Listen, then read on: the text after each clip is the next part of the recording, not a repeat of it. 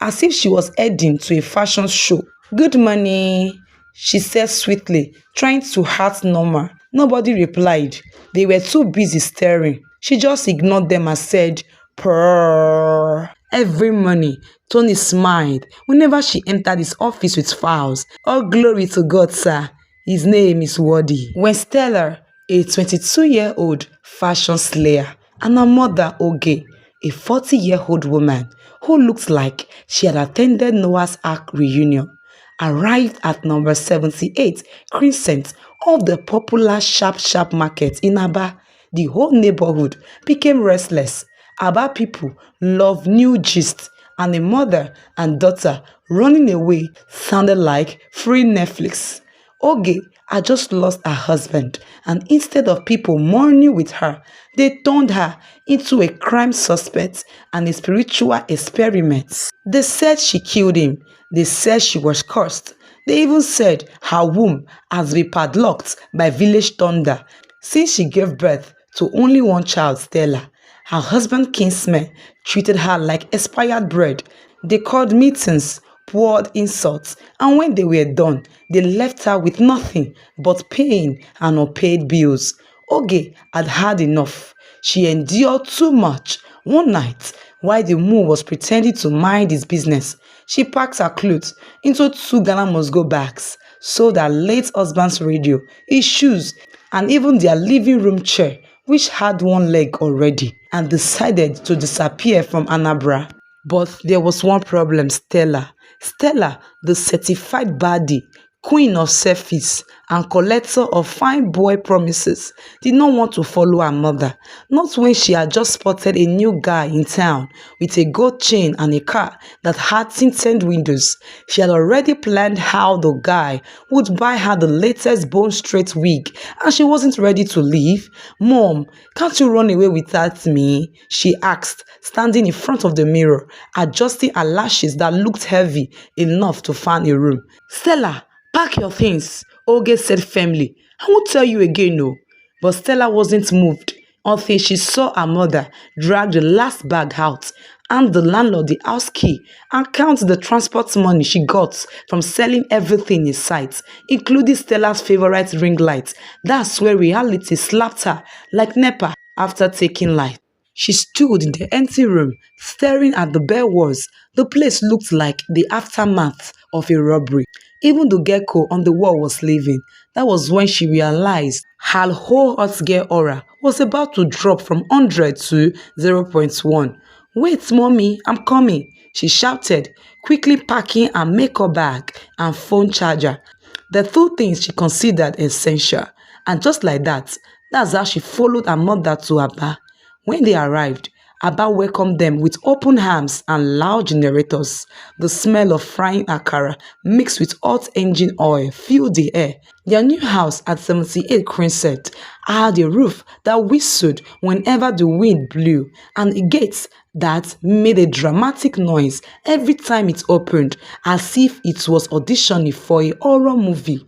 Oge did not care. She was free. For the first time in years, she could breathe. She sat outside on their plastic chair that had "Jesus is Lord" written at the back and smiled. But Stella, she was still in shock. "Mom, is this the Aba people talks about? This place smells like generator and pepper soup," she whispered dramatically, holding her designer bag close like the environment might steal it. "Behave yourself, oh," Oge said. "This is our new beginning." But Stella's face showed that she didn't want a new beginning. She wanted her old life. In Aba, the only men she saw wore singlets and shouted, "Fine tomato, bia neighbor, bia neighbor." By evening, the market noise was like a concert. From every direction, someone was shouting a different product. "Buy your slippers here, 500, original second-hand jeans imported from Lagos market." The next morning, the sun in Aba rose bright and loud, as if it had an alarm clock set for chaos. Birds were shouting instead of singing. Stella stretched lazily on the mattress and yawned. She turned to the side, expecting to see her mother still asleep, but when she opened her eyes properly, she froze. Her mother, the same woman who used to wake up and shout, "Lord, remember me today," was painting the house, Yes, panting with her bare hands, old wrapper tied around her chest. Mom, Stella exclaimed, covering her mouth like she just saw a ghost. Why are you panting? Mama Oge turned around slowly, smiling. Oh, you are awake. Please, my daughter, help me and fetch water from the public tap. Stella blinked 3 times. Eh? Public tap? She asked. Yes, her mother said casually, dipping her brush into a paint bucket that looked older than the house itself, the one down the street. For a full 5 seconds, Stella stood still like a statue. Then she suddenly screamed, What? Me? Fetch water. I'm a classy lady, oh. So paper. I cannot do that. Our mother did not even turn around. She just said, Please get out of my house. Before Stella could say, Mommy, wait. Mama Oge had pushed her gently but firmly towards the door. Stella stood outside, completely shocked. She knew her mother well. When Mama Oge said something twice, that was final. So with her pride slowly melting like butter on hot yam, Stella had no choice but to go fetch the water. What will people say about me? A classy queen like me, poor, standing here with a bucket like a local villager? She looked down at her outfit, an old t-shirt and shorts, and gasped. No way, she could not be seen like this, not in a bar, not in public. Then she noticed something on the clothesline nearby, a pink suit and a brown wig drying in the sun. She did not even know who owned them. She looked around, did not see anyone. Within 5 minutes, Stella had transformed herself. She wore the pink suit proudly, even though it was slightly tight at the arms, and placed the wig on her head. The wig smelled faintly of kerosene, but she ignored it. She looked at herself through her phone screen and smiled. Now, that's more like it. Purr, she whispered. Then she picked up the blue bucket and began walking majestically towards the tap. The moment she appeared, the whole place went silent. The women who had been gossiping stopped mid-sentence. A small boy even dropped his cup of gari water. Everyone turned to look at her. This tall girl in a pink suit and wig, carrying a blue bucket as if she was heading to a fashion show. Good morning, she said sweetly, trying to act normal. Nobody replied. They were too busy staring. She just ignored them and said, Purr. One woman finally whispered, What is purr? Is she going for a wedding or fetching water? Another said, Maybe she's doing film now, you can't tell. A man laughed so hard, he nearly dropped his bucket. Madam Pink Suit, abeg, is this your first time fetching water? He asked. She placed her bucket in the line, standing tall, pretending she did not hear anything. But deep down, she wanted the ground to open and swallow her up. And after fetching the water, Stella was walking home proudly with her blue bucket filled with water, trying to balance it like a queen balancing her crown. The sun was bright. Her wig was still shaking like it wanted to escape, and her pink suit was now sticky to her body from sweat and water splashes. She did not even care, but as she turned the corner, she froze. A small crowd had gathered in front of a house. Women were shouting, some holding their hands on their heads dramatically, and one woman, the loudest of them all, was crying like her life depended on it. Stella peeked carefully from behind the wall. There she saw it, the woman who owned the pink suit. The woman was wailing, shaking her head. My life has finished. Hey, whoa. I kept my pink suit and brown wig outside to dry because I have an interview this morning. Down they are gone. Oh, gone. The crowd gasped in sympathy, but not everyone was feeling sorry for her. One loud woman with her hands on her hips shouted, Madam, is it by force to wear wig and suit for interview? What happened to white shirts and black skirts? The crying woman screamed louder. It's not my fault.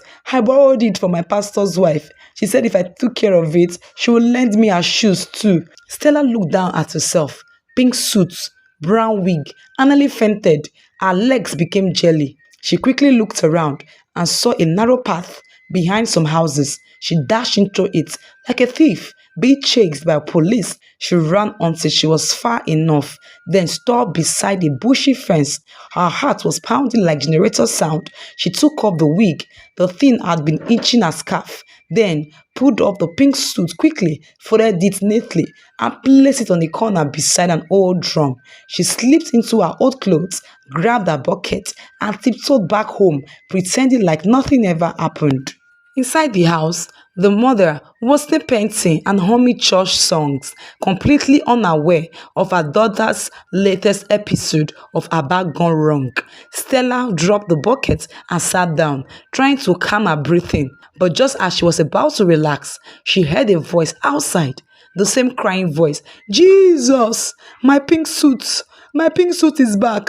Oh, Batago, someone drop it here. But look at it, it's dirty and wet. The woman wailed. The crowd gathered again. Women started whispering and guessing. Maybe the thief felt guilty and brought it back. The woman said, I have lost the job anyway. And that was how Stella survived the great pink suit disaster, shaking, sweating, and silently thanking God that her mother did not ask many questions. After the whole pink suit disaster, Danielle turned her into the most wanted fashion thief in Aba. Stella decided she needed a new chapter. It was time to level up. So she made a new plan. She was going to find a job, not just any job, but one that came with AC, glass doors, and fine men wearing suits. Back in Anambra, Stella had her own unique job hunting method. She would dress up, visit hotels, casinos, and big estates, pretending to be lost or waiting for someone just to attract a helper. A helper in Stella's dictionary meant a man with money and car keys. But Abba was different. She had heard stories about girls who went missing after following a helper to go and see something. So this time, she wanted to behave herself at least for a while. She applied for 2 jobs, one as a personal assistant to the owner of Toby Resources Limited, a big company in town. The other as a receptionist at a hotel called Royal Galaxy Suites. She dressed up like she was going for a wedding. Her lashes could create wind. Her perfume announced her 3 streets before arrival, and her shoes clicked like the sound of destiny. She smiled at the mirror and said, this time I must make it. When she went for both interviews, she answered questions confidently. For the hotel job, she told them she was very experienced in customer relations, even though the only customer she had ever related with was the woman who sold puff near their house. But her biggest luck came from Toby Resources. The boss, Mr. Tony, or as people called him, Toby Resources, was a very wealthy single man. He was tall, handsome, always in clean suits, and had that good morning, beloved kind of voice. He was known to be disciplined, God-fearing, and a man who believed in kingdom marriages. Stella heard that and thought, perfect, I can be a kingdom girl now. So she got the job. From her first day, she transformed into Sister Stella of Fire Ministries. She wore long skirts, high-necked blouses, and carried a small Bible in her bag just in case someone needed prayer. At work, she never came late, never raised her voice, and always greeted everyone with, good morning, God bless you. Good morning, God bless you. Even when the cleaner spilled water on her shoes, she smiled sweetly and said, it is well, my sister, the Lord is your strength. Her colleagues were shocked. One even whispered, who behaves like this in Aba? Her boss, Mr. Tony, began to notice her. He liked how calm she was, how she always took notes during meetings, and how she never argued. Soon, he started calling her into his office just to discuss work. But somehow, they always ended up talking about life, faith, and how young women need to stay focused. He would call her on the office line and say, Stella, how are you today? Even when she was sitting right opposite his door, she would smile and reply, I'm fine, sir. Before long, people began to notice. The other female staff started whispering during lunch breaks. That Stella thinks she's smart, one said. No mind am. She wants to use her holiness to collect Oga Tony. The loudest amongst them was Linda, a tall woman who had been working in the company for 3 years and had tried everything to get Tony's attention. New hairstyles, perfume that could knock out mosquitoes, and tight suits that nearly caught her breathing, but Tony never noticed her. She told her friends, don't mind her, let her enjoy for now. When her cup is full, we shall see. Meanwhile, Stella was enjoying her new reputation as the humble and decent one. Somehow, she started falling in love with it. Every morning, Tony smiled whenever she entered his office with files. Sometimes he would say, Stella, you remind me of what good women used to be like. She would blush and say, all glory to God, sir. His name is worthy. A few weeks later, Tony invited her out for lunch. Stella nearly fainted. She spent 1 hour picking an outfit, something simple but classy, something that said, I love God, but I also use perfume. At the restaurant, Tony was polite, calm, and full of questions. He asked her about her family, her upbringing, and what inspired her work ethic. And that was when Stella entered her creative storytelling mode. She smiled gently, pretending to wipe an invisible tear. Well, sir, she said softly, my mother is the commissioner of works in Anambra State. Tony raised an eyebrow. Really? Yes, Stella continued confidently. We are a very respected family. My father used to be a business tycoon before he retired. I just chose to work because I believe in hard work and not depending on anyone. Tony looked impressed. That's rare, he said. A young woman from such a background who still chooses to work humbly, that's admirable. Stella smiled sweetly, sipping her drink. Inside her head, she was screaming, oh yes, I'm on point. When she got home that night, she stood in front of the mirror and said to herself, Stella, you are doing well. Keep being sister decent until further notice. But little did she know, trouble was already cooking. Linda and the others were not done. They had begun their investigation, and soon they will find out that Stella's commissioner of works mother was actually Mama Oge, the woman who painted her own house because she couldn't afford a painter. Hello, story lovers. Find out in part 2 how Stella used her boss's car, the latest Benz, for Dorime in a party. And what will become of Stella? Will she be able to escape, or will there be solution? Or will she be arrested? Or will she even run away? Let's find out in part 2. See you guys. Thank you guys for always being here. You all are amazing. To my lovely returning subscribers, mwah. And if it's your first time coming across this channel, do not forget to hit the subscription button and turn on notification bell for more amazing stories like this. For now, bye.